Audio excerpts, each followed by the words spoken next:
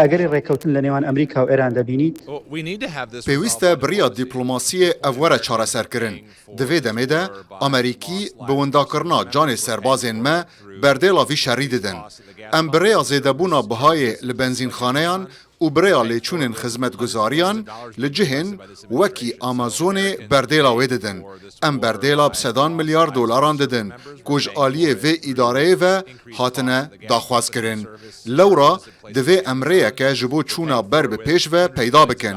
Ez daxwazê ji îdareyê dikim ku werin ser maseyê û planekê peyda bikin ku vê yekê bo Amerîkiyan û bo cîhanê jî çareser bike. ئەی هاوڕێیت لەگەڵ سیاسەتی دۆناڵد ترامپ بەرامبەر بە ئێران؟ هاوڕێیت لەگەڵ سیاسەتی دۆناڵد ترامپ بەرامبەر بە ئێران؟ نەخێر، سەرۆک تجاری tu planek pêşkêş nekiriye ku ev şer çawa were birê vebirin. Wî di bingeh de ticarî tu hincetek neaniye ku çawa ev di berjewendiya Amerîkayê de ye. Ticarî stratejiyek wî nebûye bo tiştê ku piştî destpêkirina şer diqewime. Bêguman ez pir nîgeranim ku Îran bibe xwedî çeka atomî. Ew tişteke ku nabe em rê bidin çêbibe. Lê serok û ev îdareya wî bi perpirsiyarî ev şer birê ve nebirine. Baweriya min a pir kêm bi şiyanên wan heye. Bi li ber çavgirtina tiştê ku heta niha qewimiye û tiştê ku Amerîkî rûbirûyî wê bûne li gel vê yekê jî di berjewendiya me de ye ku rêyeke me ya çareseriyê hebe, rêkeftineke me hebe ku ne tenê piştrastiyê bide ku tengava Hormuzê cardin tê vekirin. Lê hinek piştrastiya me jî hebe ku di salên li pêş de çeka atomî li Îranê nayê berhem anîn. Ez hêvî dikim wisa be. Ez hêvî dikim gelê wî welatî rabe ser piyan û dawî li wê dîniya vê hikûmeta Îslamî ya tundrew bînin ku gelê xwe û xelkên din li seranserî cîhanê dikujin. Ev bi rastî karesat e. Ez kêfxweşim. Ev karek bû ku demeke dirêj bû diviyabû bihatenekirin. Mixabin polîtîkayên razîkirinê tu feyda wan nebûn. ئەی هاوڕێیت لەگەڵ سیاسەتی دۆناڵد ترامپ بەرامبەر بە ئێران؟ Tu dizanî ez duê baweriyê de me ku serok danûstandinkarekî mezin e. Rêyekê ji bo derketina wan dide wan. Ev ew tişt e ku gelê Îranê dixwaze. Ew naxwazin tundrewên Îslamî yên dîn welatê wan birêve bibin. چۆن سەیری سیاسەتی ئەمریکا دەکەیت بۆ پرسی ئێران؟ ئەمریکا دەبێت چۆن ئەم پرسە چارەسەر بکات؟ پێویستە ئەم بەهێزی بمینن بەهێزی بمینن. Ez divê baweriyê de me ku ew anîne ser çokan. Wisa ye? Pêwîst e em li ser guşaran berdewam bin da ku bigihêjin rêkeftinekê. Rêkeftinek ku di berjewendiyê dewletên yekbûyî de be. Ji ber ku em xwedî desthilatin û em rêberê cîhana azadin. Lewma divê em bi wî awayî reftarê bikin. Diyare baweriya me ya zêde bi NATO Yekîtiya Ewropayê netewên yekbûyî nîne. Divê em rola birayê mezin bilîzin. Ji ber ku em nikarin pişta xwe bi hinek ji hevpeymanên xwe yên li wir li Ewropa û hemû cihên din vegirê bidin. Lewma tenê ez bawer dikim ku divê serok li ser zextên xwe berdewam be da ku Îranê neçar bike derbarê dewlemendkirina uranyumê were ser rêkeftinê ku ji bo me guncav be. Ew ticarî nikarin bibin xwedî çeka atomî. Her kes vê dizane. Kes vê naxwaze. Xelk naxwazin Îran xwedî çeka atomî be. ئێوە ئاگربەستان لەگەڵ ئێران هەیە، بەڵام دەبینین ئێران هێشتا موشک دەگرێتە گروپە ئۆپسیۆنەکان لە هەرێمی کوردستان. Ew xala ku ez dixwazim bibêjim ev e. Îran tu bi agir dilîzî. Îran Donald Trump naxwaze welatê te bi erdê re bike yek. Ew naxwaze wî karî bike. Ew dixwaze hûn werin ser masaya danûstandinan. Bila hinek aştiya me hebe, lê pêwîstiya me bi aramiyê jî heye. Li gel vê aştiyê hûn ticarî nabin xwedî aştî eger aramiya we nebe. Ew aramî jî pêwîstî bi wê yekê heye. İran divê hûn ticarî nebin xwedî çeka atomî. Divê hûn xwe hînî vê rastiyê bikin. ئایا ئەگەری ڕێککەوتن لە نێوان ئێران و ئەمریکا دەبینی؟ Ez hêvî dikim wisa be. Ez hêvî dikim wisa be. Eger na rewş dê ji bo Îranê pir û pir xirab be.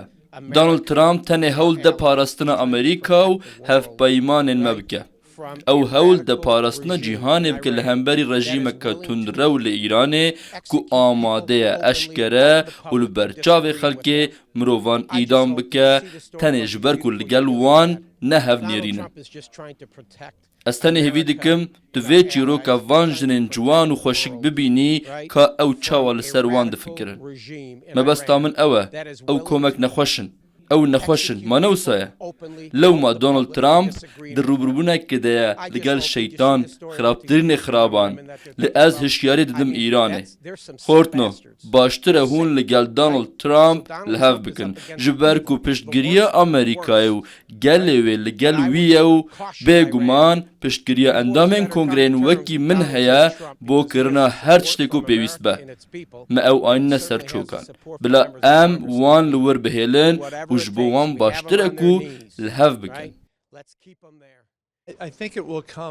Ez di wê baweriyê de me ku di daviyê de dê her bibe pir cihê xemgînoyê ye ku di encamê de dibe ku rêkeftineke me hebe ku pir dişibe rêkeftina atomî ya Îranê.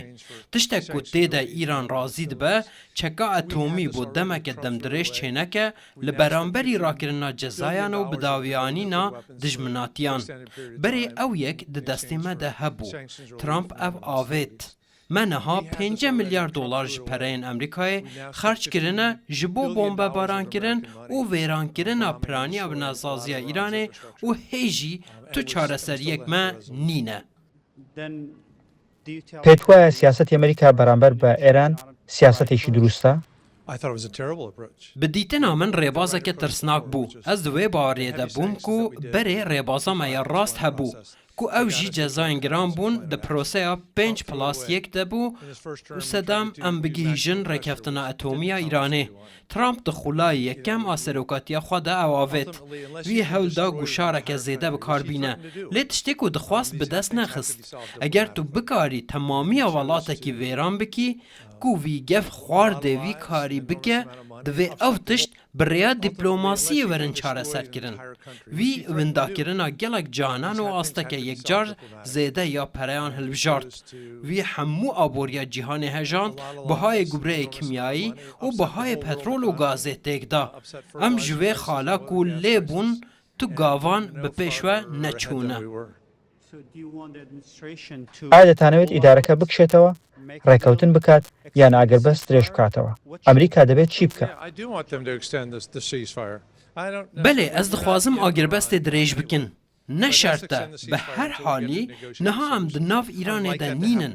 Lê bila agiribestê dirêj bikin, heta ku em digihîjin rêyeke çareseriyê ya ku li ser danûstandin hatine kirin. Ez hez dikim ku ew zûtir çê bibe, ne ku dereng. Lê ev tişt piranî wext dixwazin. Di rastiyê de em hê jî li Koreyê ne. 6 sal pişt re û 7 sal pişt re. ئایا ڕێکەوتن لە نێوان ئەمریکا و ئێران دەبینیت بۆ چارەسەرکردنی ئەم کێشەیە بە یەکجاری؟ Ew bi rastî bi wê ve girêdayî kadê serkirdayetiya nû ya Îranê kî be? Niha supaya pastaran ya Îranê operasyonên serbazî bi rêve dibe û danûstandiran dike. Lewma nîgeraniya min ew e. Madê hê jî heman îdeolojiya tundre û di nav serkirdayetiya nû de hebe. Ez bawer nakim ev di demekê dirêj de kar bike. Ez bawer dikim pêwîstiya me bi serkirdayetiyeke nû heye. مەبەستت چییە لە سەرکردایەتی نوێ؟ چونکە ئیدارە ئەمریکا دەڵێن ئێستا سەرکردایەتێکی نوێمان لە ئێران هەیە. ئایا پێت وایە ئەوان تیۆر و هاوکەشەکانیان گۆڕیوە کاتێک بابەتەکە پەیوەندی بە ئەمریکاوە هەبێت؟ Ez bawer dikim bi wê ve girêdayî kî ye. Mebesta min ew e. Eger hê jî ji heman îdeolojiya tundrewiya mirin ji bo Amerîkayê û mirin ji bo İsraîlê be, nexwe bi ser nakeve. Eger serkirdayetiyeke nû hebe ku bixwaze Îranê nû ava bike û rê bide gelê Îranê da ku azadî hebe, rê bide aborî ji bo her kesî li Îranê kar bike, wê demê pereyan ji bo wekîlên wekî Hemas, Husî û Hizbullah naşînin û nabin dewleteke piştgirê terorê. Ez bawer nakim piştgirîkirina terorê fikreke baş be. Lewma nabe Îran piştgiriya terorê bike. Ku ji dema hatina ser desthilatê Ayetullah ve ev 40 salin vî karî dikin. ئەو گوهرینە کو divê rû bide bi nêrîna min divê em wekî Amerîkî bi hev re bimînin mebesta min ew e komarî û demokrat bi salan ne hevnêrînin ku İran dewleta yekêm ya piştgira terorê ye pereyekî wan yê zêde ji ber firotina petrol û gazê heye her ji ber wê duê xalê de asêman e dengava Hormuzê xala lawazya İranê ye ji ber rawastandina wê pereyê kaş radiwestîne ez bawer dikim pir xirab e ku komarî û demokrat ne li gel hevin em çil salin seredariyê li gel İranê dikin eger em tiştekî nekin navçe de her bi nearamiyê ve bimîne anîna serkirdayetiya nû li İranê ne şerte bi awayekî mecbûrî bibin hevpeymanên dewletên yekbûyî lê tenê em kesekî dixwazin ku berdewam nebe diavêtina mûşekan bo ser İsraîlê yan biriya Hemas û wekîlên wan êrişî İsraîlê neke ev dikare ji bo her kesî tiştekî pir xweşik be eger bên û îdeolojiyên tundrew bidin aliyekî پێت وایە ئەمریکا و ئێران بگەنە ڕێکەوتن Ez hêvî dikim wisa be lê ez ji wê agadar nînim ji ber ku îdareya Trump derbarê wî şerî del gel kongreyê napeyive.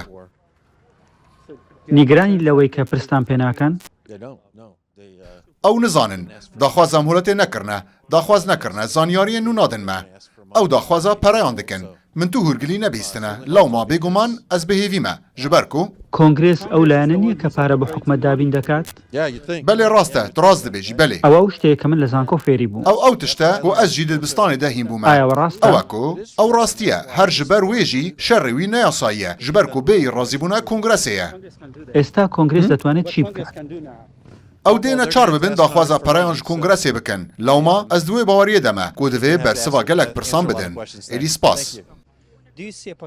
ڕێکەوتن لە نێوان ئێران و ئەمریکا ڕوودەدات ما ڕێککەوتنێک لەگەل ئیرانی هەبوو سەردەما سەرۆک ئۆبامادا وی سەرۆکی ئەو تێکدا بەڵام دۆناڵد ترامپ دەڵێت ئەوە خراپترین ڕێکەوتن بوو کە تاوەکو ئێستا ئەمریکا کردبێتی ئەف سەرۆک گەلێک تشتان دەبێژە کو ناڕاستن ئەمە بۆ چوونی کۆنگرێسی ئەمریکا بوو لەسەر پرسی ئێران باوەڵامەکان بەڕوونی دیار بوو کامیان دیموکراتن و کامیان کۆمارین کۆمارەکان پشتیوانی لە ئیدارە و ڕێککەوتن و تەنانەت شەڕش دەکەن بەڵام دیموکراتەکان بە تەواتی ئەم سیاسەتی ئێستا ئەم ئیدارە ڕەتەکەنەوە و پێیان وایە پرسیان بە کۆنگرس نەکردووە و دەشڵێن سیاسەتەکە هەڵێ و ئەبێت ڕێککەوتنێک بکرێت لە هەمان کاتدا هەر ڕێککەوتنێک بکرێت لەو ڕێککەوتنە باشتر نابێت کە دیموکراتەکان لە سەردەمی ئۆباما کردیە با چاوەڕێ بکەین لە ماوەی چەند کاژێری داهاتوو بە تایبەتیش تاوەکو ڕۆژی هەینی چی ڕوەدات ئەمریکا و ئێران جارێکی دیکە دەگەڕێنەوە سەرمێسی دانوستاندن یان دەست بە شەڕ دەکەنەوە دیارکوردە ڕوودا و واشنگتن